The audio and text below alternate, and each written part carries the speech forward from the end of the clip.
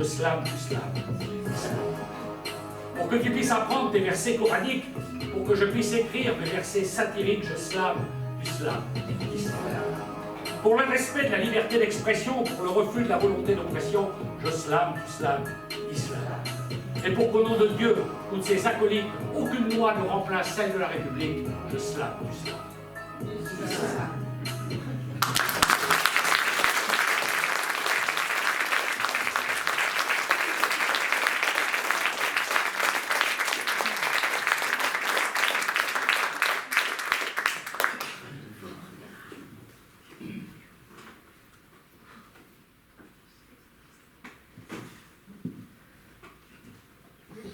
Au moment précis du spectacle, j'ai normalement un tiers des spectateurs qui ont déjà totalement décroché. Ceux qui se sont dit, chouette, on va aller, il va nous raconter des blagues, et le mec il parle de Charles Baudelaire. Je vous comprends. Je vous comprends. Non, non, les poètes maudits aujourd'hui, ça n'intéresse plus personne, plus personne. On a d'autres centres de valeurs, par exemple, les chefs d'entreprise, les sportifs de haut niveau, les gagnants. On a une charité sélective. Aujourd'hui, vous faites une collecte pour la lèpre, la myopathie, tout le monde donne. Pour la cirrhose du foie, rien. Même pas un vin d'honneur. Ceux qui ont faim, le resto, ceux qui ont soif, rien. J'ai créé mon association, les poètes alcooliques anonymes. Alors autant vous le dire tout de suite, inutile de me solliciter pour toute autre bonne action, quelle qu'elle soit, j'ai déjà donné. Pas une journée sans que quelqu'un sonne à ma porte pour tenter de me faire cracher au bassinet. Début janvier, les grands froids. La température extérieure était autour de -7, -8. Pour pouvoir rentrer chez moi, j'ai dû lancer un seau d'eau chaude pour décoller un témoin de Jéhovah qui m'a resté le doigt collé sur ma sonnette. Courant octobre, la semaine des personnes âgées. Quelqu'un vient à la maison. Pardon, s'il vous plaît, madame. On fait une petite collecte. Vous n'aurez rien pour les hospices. Je dis si avec plaisir. Mais on fait des collectes pour n'importe quoi. On a même fait des collectes pour les prostituées, j'ai rien donné. Je donne déjà suffisamment ma propre. Un gars vient à la maison, il me dit, monsieur, on fait une petite collecte, vous n'aurez rien pour le cancer. Je lui ai filé 3 paquets de clopes. J'ai dit un matin, midi, un soir, dans 6 mois, tu l'as. Les quêteurs sont partout, toujours prêts à quêter plus que leur culte. Il y en a même qui trouvent des moyens détournés pour récupérer du pognon. Il y a une quinzaine de jours de ça, un gars frappe à ma porte. Il me dit, monsieur, je vous parie 20 €, vous ignorez totalement la raison pour laquelle j'ai frappé chez vous. Je dis, je crois deviner, je parie que vous venez de taper du pognon. Le mec, il dit, pas du tout, monsieur. Vous avez perdu, vous me devez 20 €. Je rentre régulièrement très tard de cabaret. Une fois, je suis rentré à 2 h du matin. Ma femme était couchée avec un clochard. Mais je dis, où tu l'as récupéré? Ben, il y a la porte de la maison. Un gars, il est venu sonner, 11h30, minuit. Il a dit, pardon, s'il vous plaît, madame, n'auriez pas un petit quelque chose de votre mari serve plus? Ça a l'air de rappeler des souvenirs. Quand vous donnez rien, vous êtes culpabilisé. Qu'est-ce que vous faites contre la pauvreté? Qu'est-ce que vous faites contre la misère? Qu'est-ce que vous faites contre la faim? Contre la faim, je mange et ça se voit. Comme dit mon voisin, mieux vaut faire envie qu'avoir pitié. Bon, je sais, il y a certainement une personne charitable dans cette salle qui me dira « Tout est meilleur quand on le partage ». Elle a raison.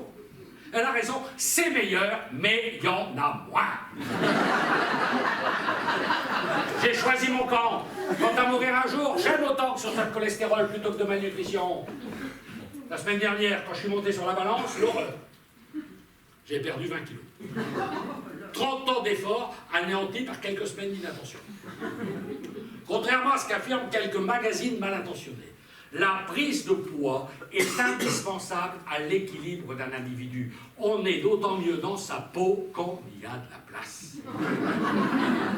Inutile pour autant vous lancer dans une chasse aux saucières, de devenir un accro du carambar, un fanatique de la fraise Haribo. Vous connaissez le dicton, un rire vaut un beefsteak.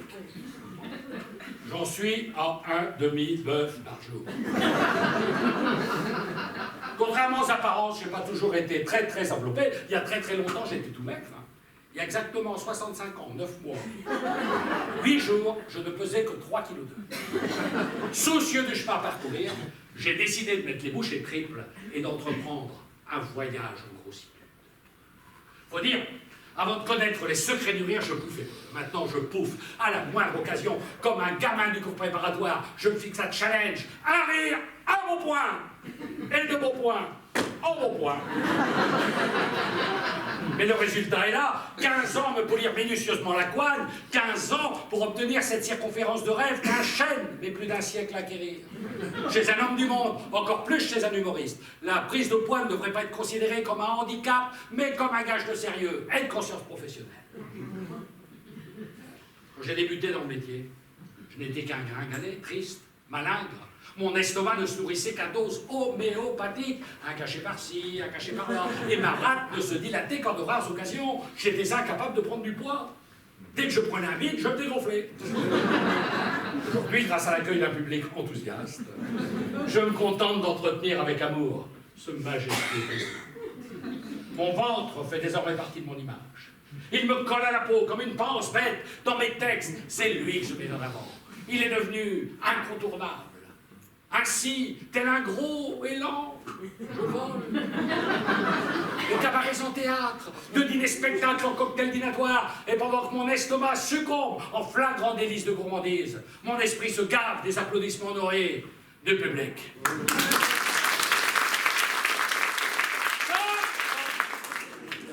Régime. Chose étonnante, plus ma silhouette s'épaissit, plus mon numéro s'étoffe. Quand j'ai débuté dans le métier, je tenais tout au plus 10 minutes. Maintenant, je tiens une grosseur. Mais je veux toujours plus. J'ai, si j'ose dire, le ventre plus gros que les yeux. Certains maris jaloux tentent de me faire croire que si le ventre enveloppe souvent les hommes, il enveloppe rarement les femmes. La femme de goût aime l'homme de bois. Le maigrichon est un être triste, anémié. Le gros est un être à rebondissement. D'autres ont fait difficilement le tour.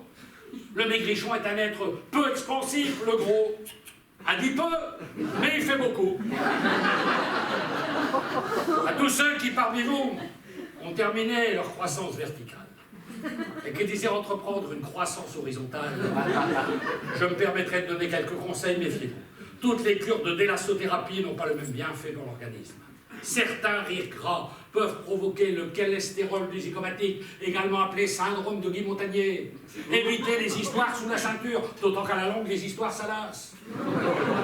Une chose est sûre, qu'il soit enveloppé, ventripotent ou même obèse, le gros n'a qu'un rêve, que des milliers de maigres disent un jour de lui, ce gros-là, c'est un grand.